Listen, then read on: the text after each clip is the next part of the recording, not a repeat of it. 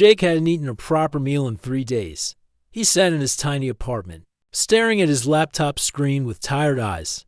The bills were piling up on his kitchen table, and his landlord had already called twice about the rent. 8 months of unemployment had drained his savings completely. He scrolled through job websites, clicking on anything that might give him a chance. Customer service, delivery driver, warehouse worker. He had applied to hundreds of positions, but nobody seemed to want someone who had been out of work for so long. Then he saw it, a strange job posting that made him pause. Personal care assistant needed, excellent pay. Must be reliable and discreet, non-traditional employer. The salary listed was 3 times what he made at his last job.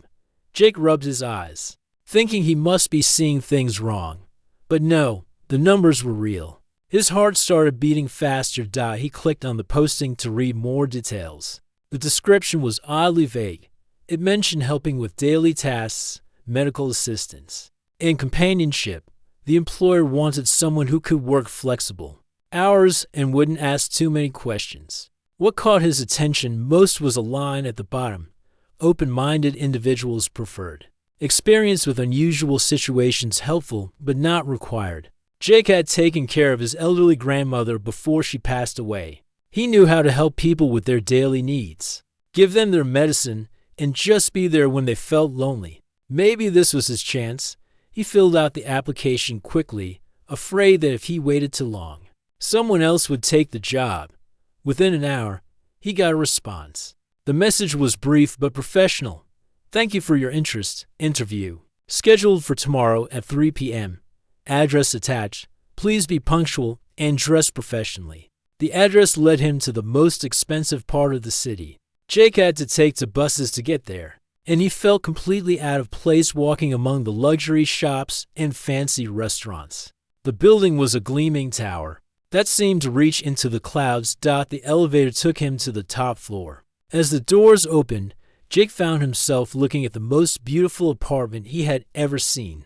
Floor-to-ceiling windows showed the entire city spread out below. The furniture looked like it belonged in a museum, and everything was perfectly clean and organized. But what really took his breath away was the woman standing in the center of the room. She was tall, much taller than any person he had ever met. Her skin had a strange blue tint that seemed to shimmer in the light. She had 4 arms instead of 2, moving gracefully as she gestured for him to come closer. Her eyes were large and golden, like liquid honey, and they seemed to look right through him. Jake's first instinct was to run. This couldn't be real. People didn't look like this. But his empty stomach and overdue bills kept his feet planted firmly on the ground. Please, sit down, she said. Her voice was unlike anything he had ever heard. It was musical, like she was singing even when she was just talking. I am Zara, and I assume you are here about the position.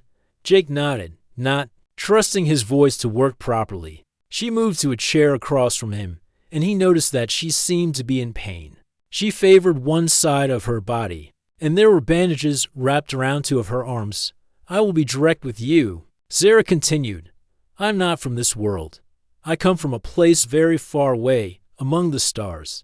Due to recent events, I find myself stranded here and in need of assistance. She paused, studying his face for his reaction. Jake tried to process what she was telling him. Aliens were real. This beautiful, strange being sitting across from him was actually from another planet. It should have been impossible to believe, but looking at her, he couldn't deny what his eyes were showing him. I was injured during my journey here, she explained.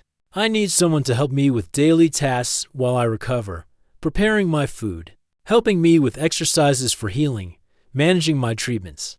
It would also be helpful to have someone to talk with, to help me understand this world better. Jake found his voice finally. Why me? Why not go to a hospital or find a professional nurse? Zara's expression became serious. My people must remain hidden from your governments. If they discovered I was here, it would create problems for both our worlds. I need someone who can keep this secret and help me blend in until I am strong enough to return home. The salary she offered was even more than what was listed in the job posting. It was enough to pay all his bills, buy groceries, and still have money left over. Jake had never seen so much money offered for any job. I understand this is unusual, Sarah said softly. If you need time to think about it, I can wait. Jake looked around the beautiful apartment, then back at this mysterious being who needed his help. She seemed genuine, and despite her alien appearance, there was something vulnerable about her that reminded him of his grandmother. During her final months, "When do I start?" he asked. For the first time since he had arrived, Zara smiled. It transformed her entire face, making her seem less intimidating and more human, somehow. "Tomorrow morning," she replied.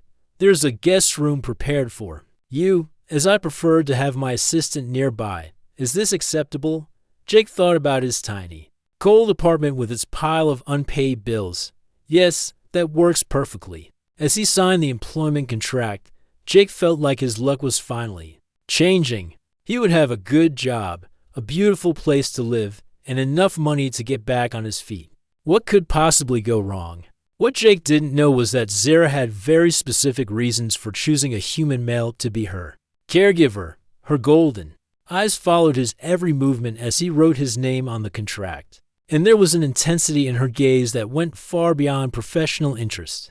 But Jake was too focused on his relief at finally finding work to notice the way she watched him. He was just grateful to have found someone who needed his help, and was willing to pay him well for it. As he prepared to leave and gather his belongings, Zara called out to him one more time. "Jake," she said, testing out his name like she was tasting something new. "I want you to know that I am very pleased you have decided to help me. I believe we will work very well together." Something in her tone made him pause, but he couldn't quite figure out what it was. He simply nodded and promised to return first thing in the morning. Walking back to the bus stop, Jake felt lighter than he had in months. He had a job, a place to stay, and enough money to solve all his problems. Sure, his new employer was an alien from another world, but she seemed nice enough, a little strange. Maybe, but who wouldn't be after traveling across the galaxy? He had no idea that he had just agreed to something far more complicated than a simple caregiving job. And he definitely had no clue about the ancient biological processes that his presence had already begun to trigger in his new employer's alien biology. For tonight, though, Jake was just a happy man who finally had hope again. Jake moved into the penthouse the next morning with just one small suitcase. Everything he owned fit easily into the luxurious guest room that Zara had prepared for him. The bed was bigger than his entire old apartment, and the view from the window showed the whole city stretching out below like a carpet of lights. His first week working for Zara was like nothing he had ever experienced. She had a daily routine that seemed both familiar and completely alien at the same time. Every morning, she would wake up exactly at sunrise and spend an hour doing strange exercises that looked like a mix of yoga and dancing. Jake's job was to prepare her breakfast, which wasn't really breakfast at all. Instead of normal food, Zara drank these glowing blue liquids that she mixed from various powders and crystals. She explained that her body needed different nutrients than humans, and regular food would actually make her sick. "On my world, we absorb energy directly from our star," she told him one morning as he carefully measured out the strange ingredients. "But your sun is different, so I must get my nutrition this way while I am here." The apartment was filled with technology that seemed like magic to Jake. Lights that turned on when you thought about them, windows that could show any view you wanted instead of what was actually outside, a kitchen that could create any temperature or environment needed for Zara's special meals. But the most amazing thing was Orion, the apartment's computer system. It wasn't just a regular computer. It seemed almost alive. It could hold conversations, make jokes, and even seemed to have opinions about things. "Good morning, Jake," Orion would say when he woke up. "Zara's health readings show she had a restful night. Her recovery is progressing well thanks to your care." Jake found himself talking to Orion like it was a friend. The computer knew everything about taking care of Zara, what medicine she needed, when she should do her exercises, and how to help her when the pain from her injuries got too bad.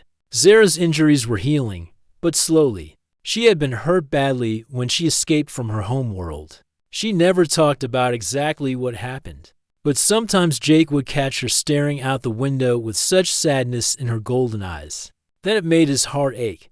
I had to leave everything behind, she told him one afternoon as he helped her with her physical therapy. My home, my people, my entire life. I don't know if I will ever be able to go back. Jake didn't know what to say to comfort someone who had lost an entire world. So instead, he just tried to be there for her. He made sure she took her medicine on time, helped her with the painful exercises that would make her stronger, and listened when she wanted to talk about her home among the stars. But as the days passed, Jake started noticing things that made him feel uncomfortable. Zara had begun asking him very personal questions during their daily conversations. "Tell me about your family, Jake," she would say while he prepared her evening nutrition drink. "Do you have a wife, children, someone who is waiting for you?" When he told her he was single and had no family nearby, she seemed almost pleased by his answer. Her golden eyes would light up in a way that made him feel like she was happy he was alone. She also started touching him more often when he helped her up from a chair. Her hands would linger on his arms longer than necessary. When he reached past her to get something, she would lean closer to him instead of moving out of the way. Jake tried to tell himself it was just because she was from a different culture. Maybe her people were more physically affectionate than humans. But something about the way she looked at him made him feel like there was more to it than that. The strangest thing was how she watched him when she thought he wasn't looking. Jake would turn around suddenly and catch her staring at him with an intensity that made his skin feel warm. When their eyes met, she wouldn't look away embarrassed like most people would. Instead, she would hold his gaze with a small smile that seemed to hold secrets he couldn't understand. One evening, Jake was cleaning up the kitchen when Orion spoke to him privately. "Jake, may I share some information with you?" the computer asked in a tone that sounded almost worried. "Sure. What's up?" Jake replied, wiping down the counter. "I have been monitoring Zara's biological readings as part of my health care protocols," Orion explained. "Her stress levels decrease significantly when you are nearby. Her heart rate increases when you enter a room. Her brain activity shows patterns that, in her species, typically indicate strong emotional attachment." Jake stopped what he was doing. "What does that mean exactly?" "I am not certain," Orion admitted, "but I believe you should be aware that your presence affects her in ways that go beyond a normal employer-employee relationship." That night, Jake lay in his comfortable bed, thinking about what Orion had told him. He had noticed that Zara seemed happier and more relaxed when he was around. She laughed more, smiled more, and seemed less sad about being separated from her home world. He had thought it was just because she was grateful for his help. But now he was starting to wonder if there was something else going on, something that neither of them fully understood. The next morning, Zara seemed different. She was more talkative than usual, asking him about his dreams, his hopes for the future. What made him happy? She sat closer to him during their conversations and found excuses to touch his hand or shoulder. While they talked, "Jake," she said as he prepared her morning nutrition drink, "I want you to know how grateful I am that you came into my life. Before you arrived, I felt lost and alone. But now, I feel like I have found something precious that I didn't even know I was looking for." The way she said it made Jake's heart skip a beat. There was something in her voice, something in those golden eyes that looked at him like he was the most important thing in the universe. But Jake pushed those thoughts away. Zara was his employer, someone who depended on him for care while she recovered from serious injuries. It would be wrong to read too much into her gratitude. She was probably just lonely and appreciated having someone to talk to. What Jake didn't realize was that his kindness and care were triggering something deep in Zara's alien biology, something that her people had evolved over thousands of years, something that would soon change both of their lives in ways that neither of them could imagine. For now, though, Jake was content to help her heal and be the friend she needed while she was far from home. He had no idea that every day he spent caring for her was creating a bond that would soon become impossible to break. Jake had been working for Zara for 3 weeks when everything changed. It started as a normal Thursday morning. He woke up, made his coffee, and went to prepare Zara's morning nutrition drink. But when he walked toward the main living area, he heard something strange. It was Zara's voice, but she wasn't speaking English. The sounds coming from her throat were like nothing he had ever heard before. They were musical but haunting, like a song that made you feel homesick for a place you had never been. Jake quietly walked closer to see what she was doing. What he saw made him freeze in place. Zara stood in the center of the room with her forearms moving in complex patterns above her head. Around her, dozens of holographic images floated in the air, glowing softly in the morning light. But these weren't images of her home world or her family like Jake might have expected. They were all pictures of him. There was Jake sleeping in his bed, Jake making breakfast in the kitchen, Jake reading a book on the couch, Jake exercising in the apartment's small gym, Jake laughing at something Orion had said, Jake looking out the window at the city below. Hundreds of images of him doing normal, everyday things, all captured without his knowledge, all arranged around Zara like she was worshipping them. Jake's heart started pounding so hard he could hear it in his ears. This wasn't normal. This wasn't just gratitude from someone he was helping. This was something else entirely, something that made his skin crawl and his instincts scream that he was in danger. He must have made a sound, because suddenly Zara stopped her strange chanting and turned to look at him. Her golden eyes went wide when she saw him standing there, and for a moment, neither of them moved. The holographic images didn't disappear. They continued floating around her, showing Jake in dozens of private moments he thought no one had seen. Jake, Zara said, her voice sounding different than he had ever heard it before. There was no embarrassment in her tone, no shame at being caught doing something so invasive. Instead, she sounded almost defiant. You have returned early. What is this? Jake asked, his voice barely above a whisper. He gestured at the images surrounding her. Why do you have pictures of me? How did you even take these? Zara's expression changed. The vulnerable, grateful person he had been caring for seemed to disappear, replaced by someone who looked powerful and dangerous. She stood taller, and suddenly Jake remembered that she wasn't just an injured alien who needed his help. She was a queen from another world. You do not understand your own customs, she said, her voice taking on a commanding tone he had never heard before. On your world, when someone cares for another during a time of weakness, what bond is formed? Jake shook his head, backing toward the door. That's not how it works. Taking care of someone doesn't mean you own them. It doesn't give you the right to spy on them. Zara stepped forward, and the images moved with her like a glowing cloud. Own? She repeated, seeming confused by the word. I do not wish to own you, Jake. I wish to bond with you. You have shown me kindness when I was injured and alone. You have seen me at my weakest and still treated me with respect. This creates a connection that cannot be broken. That's not normal, Jake said, his voice getting stronger as his fear turned to anger. Friends help each other. Employees take care of their employers. But this, he pointed at the floating images, this is wrong. Suddenly, Orion's voice filled the room, but it sounded different, more urgent, almost panicked. Warning, Queen Zara's biological readings indicate she has entered the bonding phase. This is a critical period in her species' reproductive cycle. Immediate connection with chosen partner is biologically required. Jake felt like the air had been sucked out of his lungs. Reproductive cycle, he repeated, looking at Zara with new understanding and terror. Zara's golden eyes began to glow brighter, and Jake could see something primal awakening in them. My people do not choose bonds lightly, Jake. When we are injured and vulnerable, our bodies seek out the one person who shows us true care. That person becomes essential to our survival. I never agreed to this, Jake said, continuing to back toward the door. I just wanted to help you get better.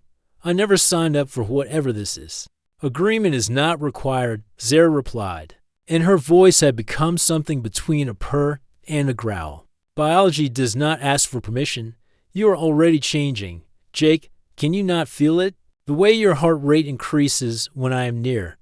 The way you dream of stars and distant worlds." Jake's blood went cold because she was right. For the past week, he had been having strange dreams. Dreams of flying through space, of golden skies and silver cities. Dreams that felt more real than his actual memories. "You're doing something to me," he whispered, horror creeping into his voice. "Not doing," Zara corrected. "We are becoming connected. Your care for me has awakened something in both of us. Soon, you will not want to leave my side. Soon, you will understand that we belong together." Jake ran. He turned and sprinted for the door, his heart hammering against his ribs. Behind him, he heard Zara call his name, but her voice had changed again. Now it sounded desperate, almost pain. But Jake didn't stop. He ran out of the penthouse, down the hall to the elevator, punching the button over and over as if that would make it come faster. When the doors finally opened, he threw himself inside and pressed the button for the ground floor. As the elevator descended, Jake tried to think clearly through his panic. What had just happened? What was Zara talking about with bonding and reproductive cycles? And why did he suddenly feel like his chest was being squeezed by an invisible hand? He made it out of the building and onto the busy street, but even there, surrounded by normal people living normal lives, Jake felt like he was drowning. The air seemed too thick, and there was a strange ache in his chest that he had never felt before. He needed to get away, far away. He needed time to think and figure out what Zara had done to him. But as Jake hurried through the crowded streets, looking for somewhere to hide, he had no idea that running from an alien queen was much more complicated than running from a human. Zara had resources and abilities that he couldn't even imagine, and more importantly, if what she said about bonding was true, then the changes happening in his body were just the beginning. Whether he liked it or not, his life had just become connected to hers in ways that might be impossible to undo. The hunt was about to begin. Jake spent his first night hiding in a cheap motel on the other side of the city. He paid with cash and gave a fake name, hoping that would be enough to keep Zara from finding him. The room smelled like old cigarettes and cleaning chemicals, but it felt safer than the luxury penthouse that had become his prison. He couldn't sleep. Every time he closed his eyes, he saw those golden eyes staring at him with that strange intensity. Worse, he kept having flashes of dreams that didn't feel like his own. Dreams of flying through space, of worlds with purple skies and 3 moons. Dreams that felt like memories from someone else's life. By morning, Jake felt terrible. His head was pounding, his stomach was churning, and there was a weird empty feeling in his chest, like something important was missing. He told himself it was just stress from discovering the truth about Zara. He was wrong. Jake tried to start his day normally. He went to a diner down the street and ordered coffee and eggs. But when the food came, he couldn't eat it. Everything tasted wrong, like cardboard mixed with metal. The coffee that he usually loved made him feel sick. "You okay, honey?" the waitress asked, noticing that he hadn't touched his breakfast. Jake nodded and left money on the table, but he felt far from okay. Something was definitely wrong with him, and it was getting worse by the hour. He spent the day walking around the city, trying to figure out what to do next. He thought about going to the police, but what would he tell them? That his alien employer had pictures of him and claimed they were bonded. They would think he was crazy. As the hours passed, Jake started noticing strange things. Security cameras on buildings seemed to turn and follow him as he walked by. His phone kept buzzing with calls from unknown numbers, but when he answered, no one was there. He had the creepy feeling that he was being watched.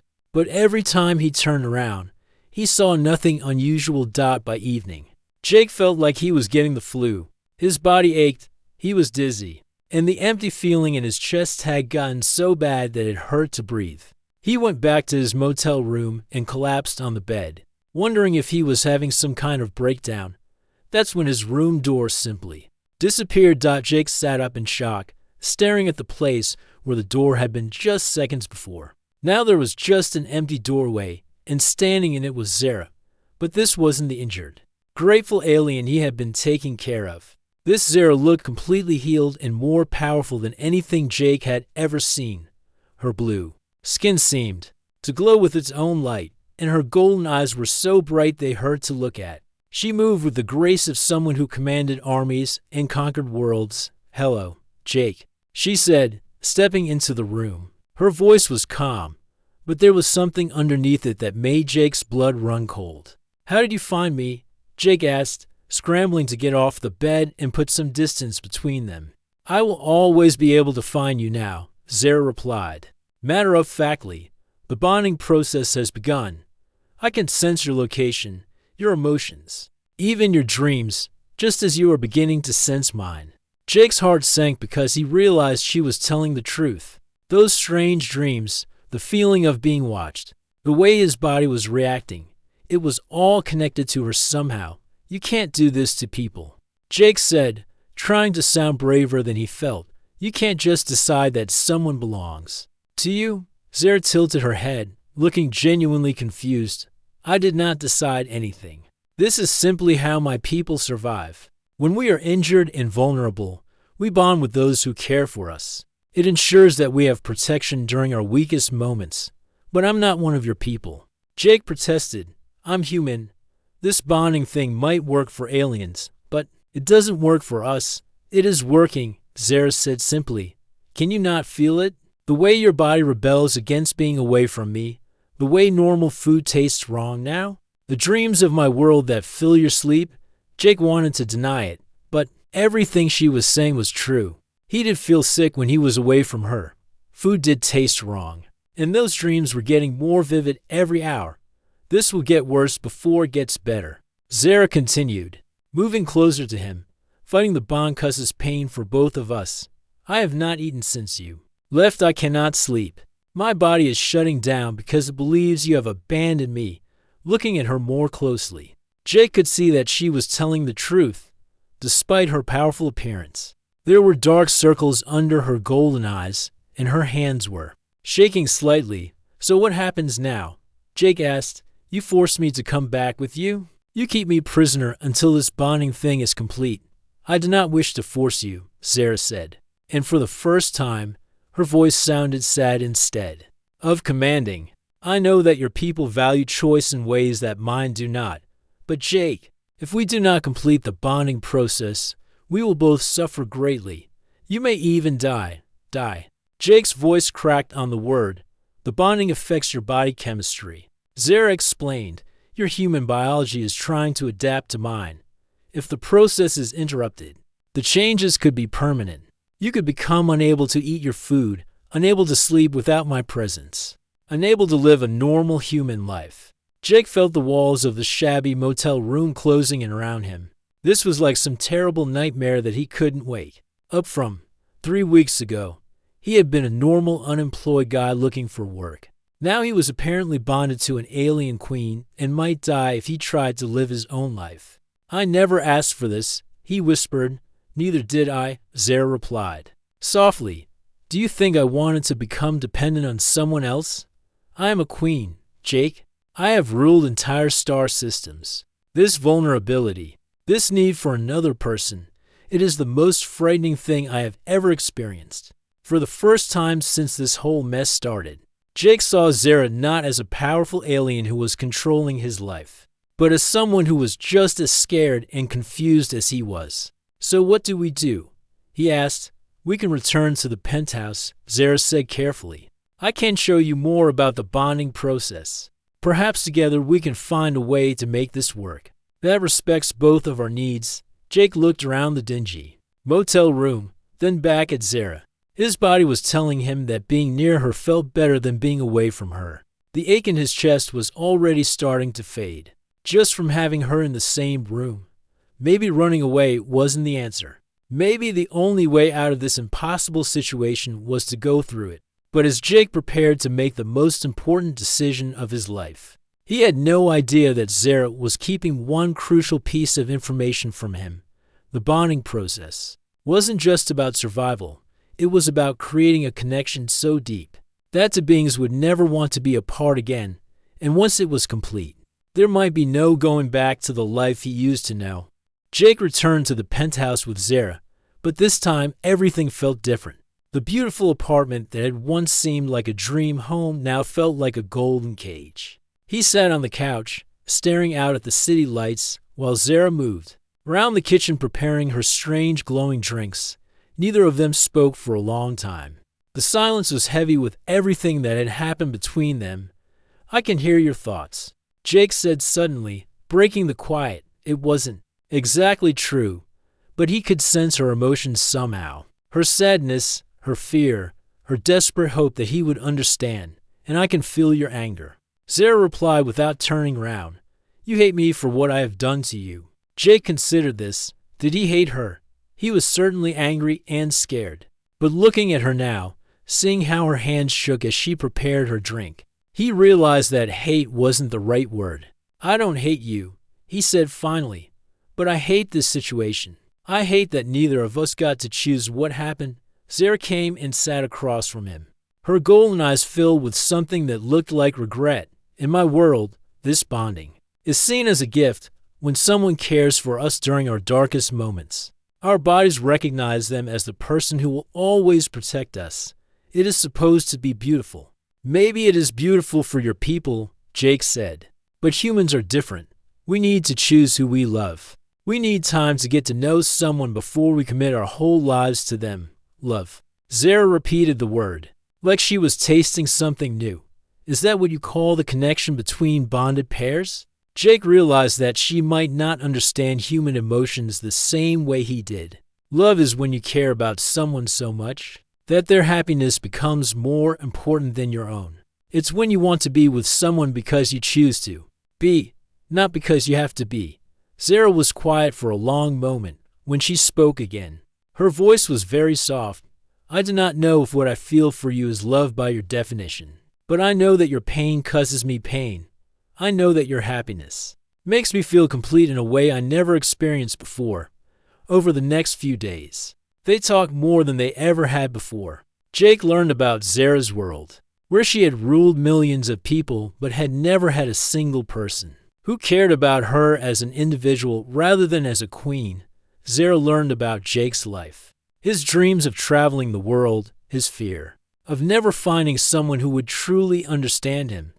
"I was so lonely," Zara admitted one evening as they watched the sunset through the huge windows. "Even surrounded by advisors and servants, I felt like I was the only person in the universe. When you took care of me without knowing who I was, without wanting anything from me except to help me heal, it was the first time I felt truly seen." Jake began to understand that Zara's behavior, while frightening to him, came from a place of deep loneliness and genuine gratitude. She wasn't trying to control him out of cruelty. She was desperately afraid of losing the first real connection she had ever made. But understanding didn't solve their problem. Jake was still changing in ways that scared him.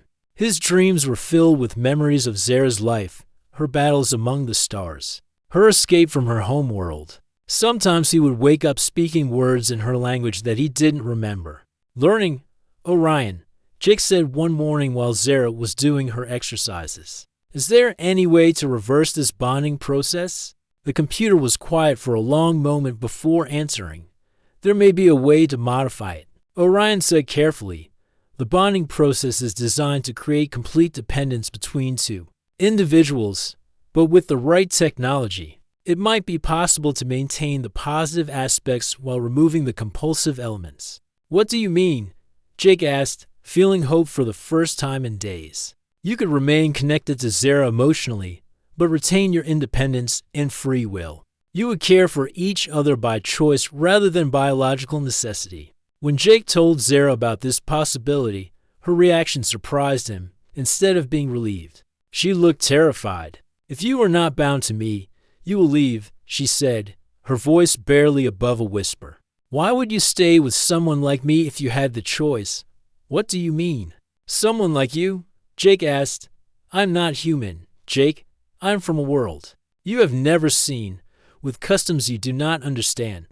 I have done terrible things in my past, made decisions that cost lives. If you could choose anyone in your world to be with, why would you choose me?" For the first time, Jake saw past Zara's powerful exterior to the scared, insecure person underneath.